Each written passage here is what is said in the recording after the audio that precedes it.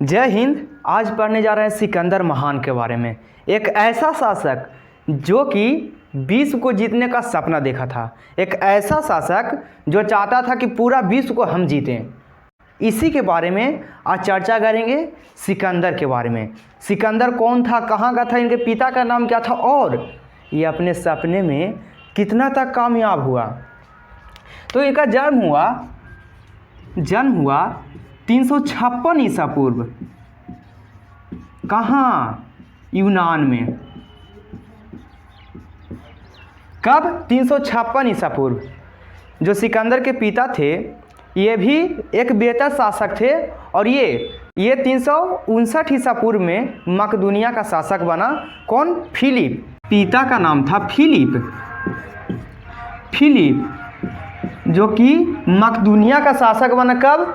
359 ईसा पूर्व।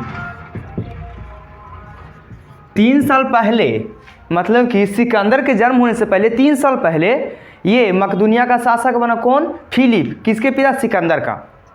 336 ईसा पूर्व मैसेडोनिया का शासक बना।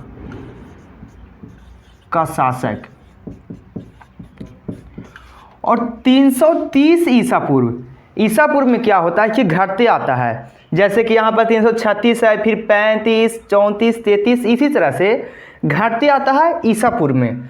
और 330 ईसा पूर्व में डेरियस तृतीय को हराया। डेरियस तृतीय को। सिकंदर का भारत आगमन कब हुआ? सिकंदर का भारत आगमन हुआ 326 ईसा पूर्व में। कब? भारत आगमन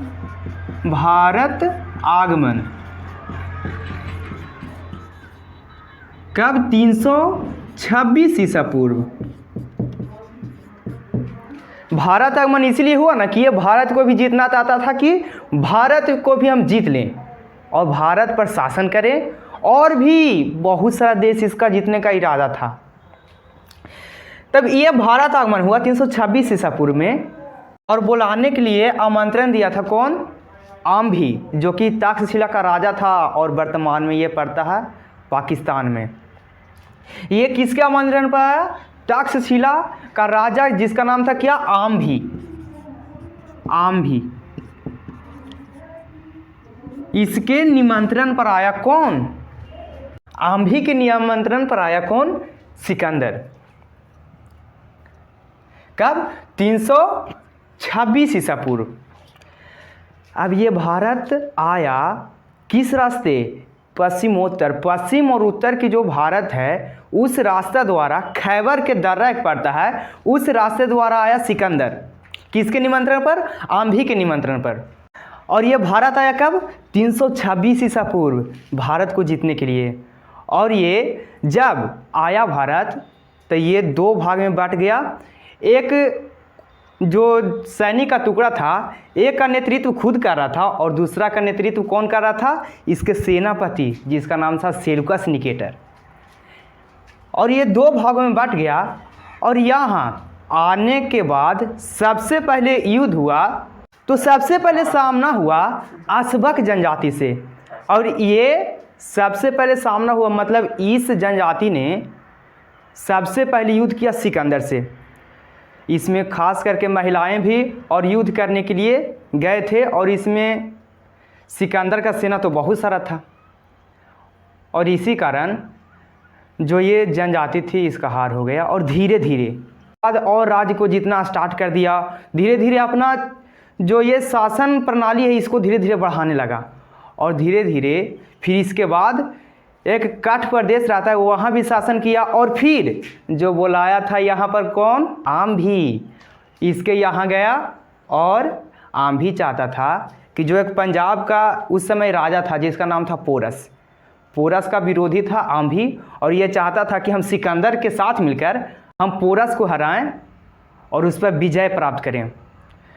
धीरे धीरे क्या हुआ, सिकंदर यहाँ पर अपना शासन बनाने के लिए यहाँ बहुत सारा युद्ध किया और पोरस से भी युद्ध हुआ, जिसमें बहुत भयानक युद्ध हुआ। इसमें बहुत सारा आदमी मारे गए, बहुत सारा इसमें हत्याएं हुए, बहुत सारा खून बहे, लेकिन परिस्थिति विपरीत होने के कारण जो पोरस थे इनकी हार हो गई। और ये एक ऐसा राजा थे जो कि हारने के बाद भी, बहुत सारा शरीर में जख्म लगने के बाद भी ये लड़े। इसकी बहादुरता को देखकर जो ये सिकंदर था आश्चर्य हो गया और इससे दोस्ती कर ली। किससे? पोरस से। इसके बाद दोस्ती होने के बाद जो इसका पोरस का जितना भी राज था लौटा दिया और दोस्ती कर लिया। सिकंदर और पोरस के बीच युद्ध हुआ था, ये झेलम नदी के किनारे हुआ था और इस युद्ध को बोला जाता है विपस्ता का युद्ध। और ये जीता यहाँ पर पिंपराभा राज, कष्टो राज और भी बहुत सारे यहाँ के जो भी राज था उस समय बहुत सारा जीत लिया। और जीतने के बाद क्या हुआ कि इसका जो सेना था ये धीरे धीरे जीत की ओर बढ़ रहा था, यहाँ पर बहुत सारा जीत रहा था। और उस समय क्या हुआ ना कि ब्यास नदी पर जाके इसकी सेना जाके रुक गई। और रुकने के बाद अब बोला कि अब हम नहीं आगे जा सकते हैं। सिकंदर बोला क्यों?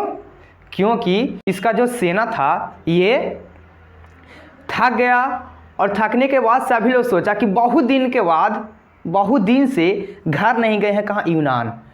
सभी सेना बोला कि अब हम लोग आगे नहीं बढ़ सकते हैं, अब चलते हैं वापस। सिकंदर बोला थोड़ा सा एक राज और जीतते हैं, जीतने के बाद चलेंगे बाद में। लेकिन सेना था सभी लोग पूरा थक गया था, सभी लोग बोला कि ना अब युद्ध हम और नहीं कर सकते हैं।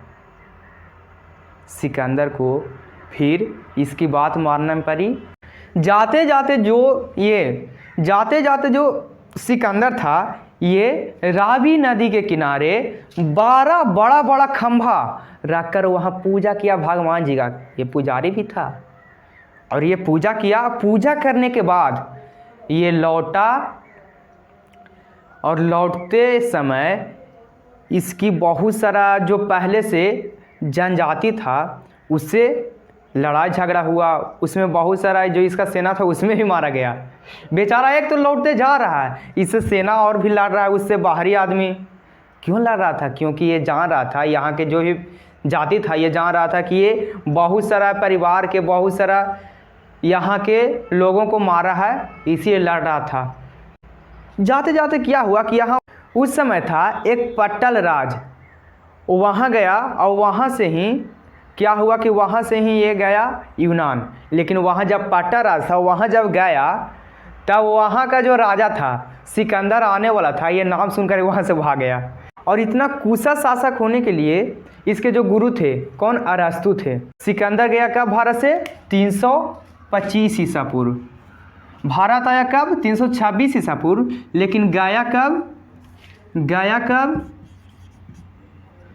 325 ईसा पूर्व। लगभग 1 साल रहा, लेकिन 1 साल में यहाँ भारत में बहुत सारा परिवर्तन कर दिया।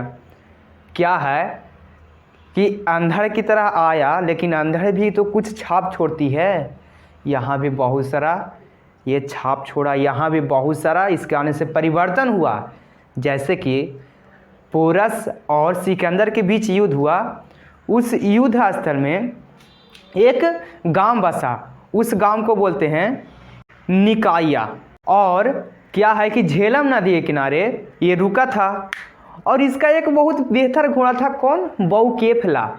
बहुकेफला के नाम पर वहाँ पर एक बस्ती बस गई, बहुकेफला नामक बस्ती। इसका जो बहुकेफला घोड़ा था इसे बहुत सारा युद्ध लड़ा और इसका बहुत प्रिय घोड़ा था। कौन? बहुकेफला। काबुल क्षेत्र में एक और नगर बसा जिसको बोलते हैं सिकंदरिया नामक गांव। कौन सा गांव? सिकंदरिया नामक गांव। और यहाँ भी बहुत सारे परिवर्तन हुए। लेकिन जब सिकंदर आया कब? 326 ईसा पूर्व, गया 325 ईसा पूर्व। मात्र जाने के बाद ही 323 ईसा पूर्व इसकी मृत्यु हो गई। कब? 323 ईसा पूर्व। कहाँ? बेबीलोन में।